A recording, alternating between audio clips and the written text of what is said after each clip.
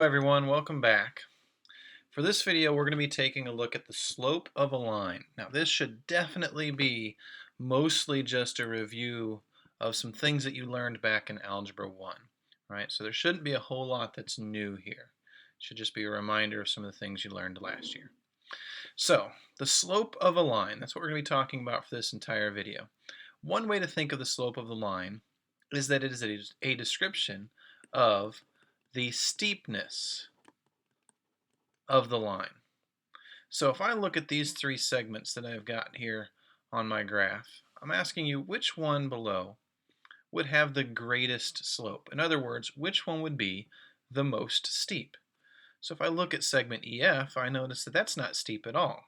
That's perfectly flat, right? If I can imagine myself kind of walking along that line this direction, I'm walking basically on flat ground. If I move down here to AB and I think, okay, let's walk along that from left to right. I'm going up a little bit, right? It's getting a little bit steep. But then if I come down here to CD and I'm trying to walk up this bad boy from left to right, that's definitely going to be pretty steep. So that's the most steep segment, which would mean it has the greatest slope, according to some of the things that we're going to learn today and according to just thinking about slope being the steepness of a line. Now, we actually in math, we like to not just describe things as pretty steep or not very steep. We want to put a value on that steepness. We want to say, okay, numerically, that this slope for CD is going to be a higher numerical value than the slope of AB or the slope of EF. In fact, since the slope of EF really, since there's not really any steepness there, we're going to see how that's going to end up being a slope of something you would kind of probably maybe predict for something that has no steepness, that's not steep at all. It's going to be a slope of 0. But I'm getting ahead of myself a little bit, so let's jump over here. The slope of a line is usually going to be denoted with the letter m. So a lot of the times in math, especially in algebra type math, when you see the letter m, a lot of times that's referring to the slope of a line. Now it can be thought of in a number of ways, such as we could think of the slope of the line as the change in the y value moving from one point to another on the line over the change in the x value moving from one point to another. Or something you've probably heard a lot, we can think of it as rise over run, which is just another way of saying change in x, change in y. All right, because rise, we think about how much are we going up or down, and changes, vertical changes would be changes in y, right? So rise is our vertical change. Run, we're going to think about our horizontal change, which is another way of saying the change in the x value.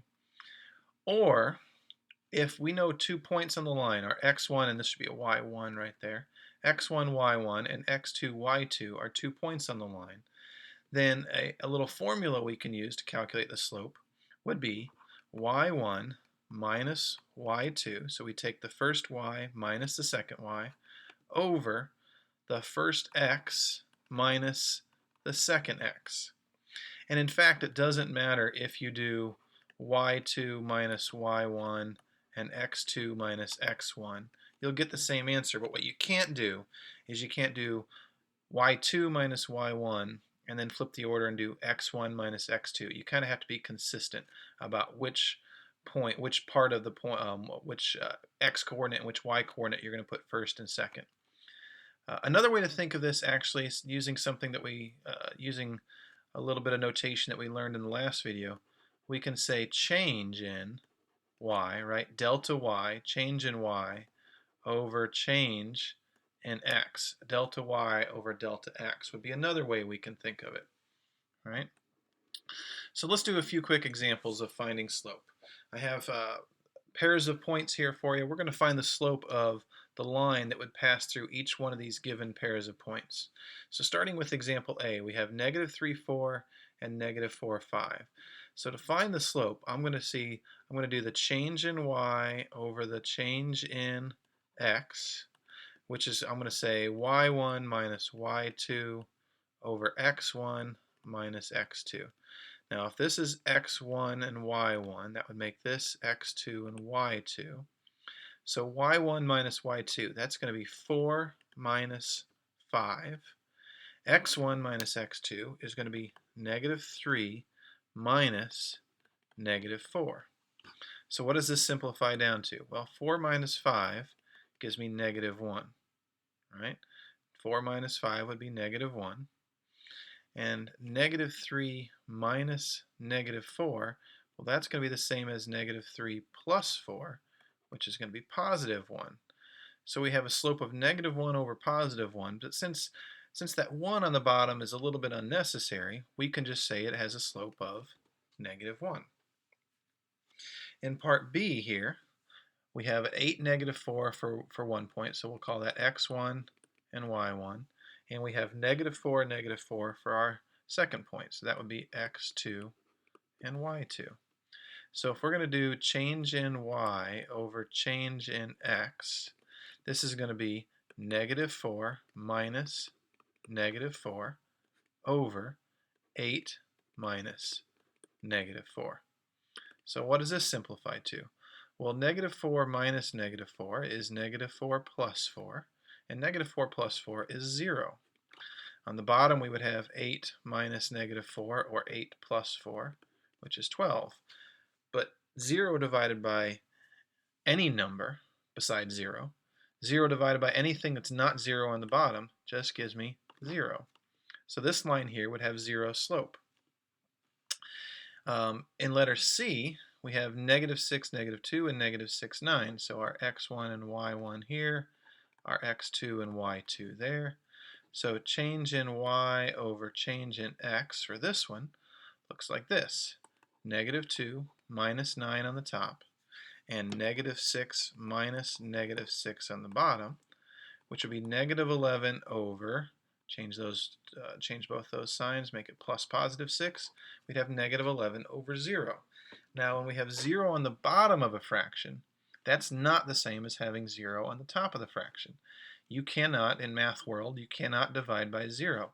Dividing by 0 makes like black holes open up and swallow the universe, and it's terrible. You never want to do it. So what we say is when we divide by 0, we don't really have an answer. We call it undefined. So the slope of this line would be an undefined slope.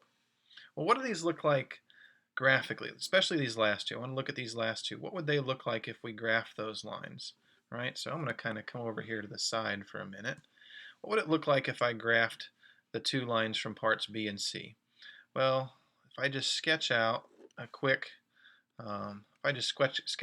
coordinate plane here, S would be at 8, negative 4. 8, negative 4 is, if each one of these is worth 2, I'll say that's 2, 4, 6, here's 8. So each of those hash marks was 2. And negative 4 would be down to here. So there's S right there. And T is at negative 4, negative 4. So there's negative 2 and negative 4. And down here is still negative 4.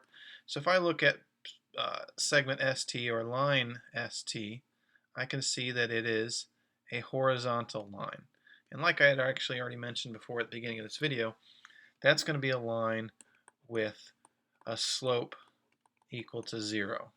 So all horizontal lines have a slope equal to 0. Again, I think of it as if I was a little guy walking on this line from left to right, I'm not walking uphill or downhill at all. I'm walking on perfectly flat ground, and since slope is like the steepness of a line, I think of it as 0.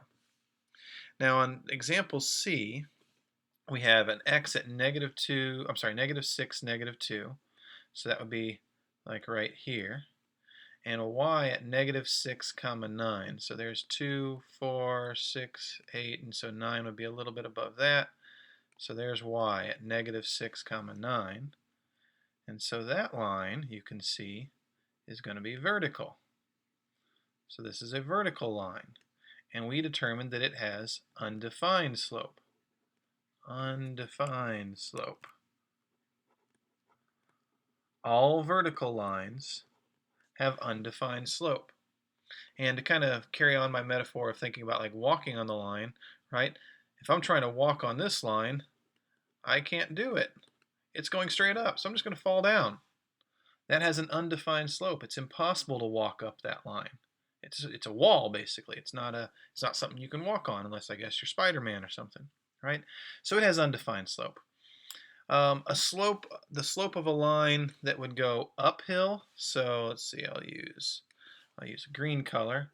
So if this is my line, like that, again, if I'm walking on this from left to right, you can see I'm going uphill. So that is going to have positive slope. And then if I kind of flip that around and I make a line that looks like this, and if I'm walking on that guy, again, from left to right, I'd be walking downhill. So that thing is going to have negative slope. So in general, if you're looking at a line and you see that it's going uphill from left to right, you know it's going to have a positive slope. If it's going downhill from left to right, it's going to have a negative slope.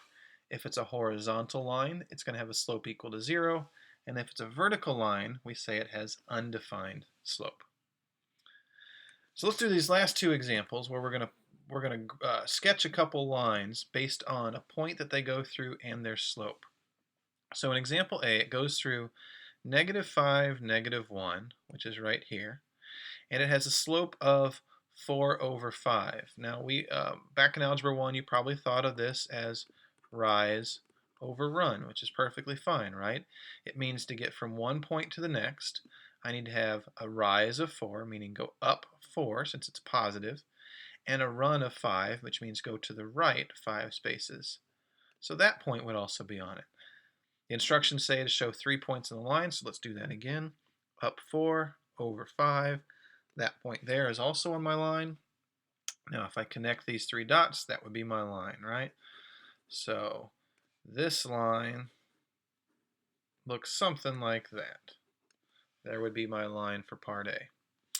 For part B, we have a line that passes through 2, 4, that point right there, and it has a slope of -2. Now on these slopes that are whole numbers, since we want to think of it as rise over run, we need a fraction to deal with. So all we do is we take this -2 and we put it over 1. So I can do a rise of -2, which isn't really a rise at all, it's a fall, right? A negative rise would be a fall. So I go down 2, but the run you can see is still a positive number. So that means go to the right. So I go down 2 and over 1 to the right. Down 2 and over 1 to the right. Now I want to show you something real quick because this might come in handy on some of the problems you're going to do.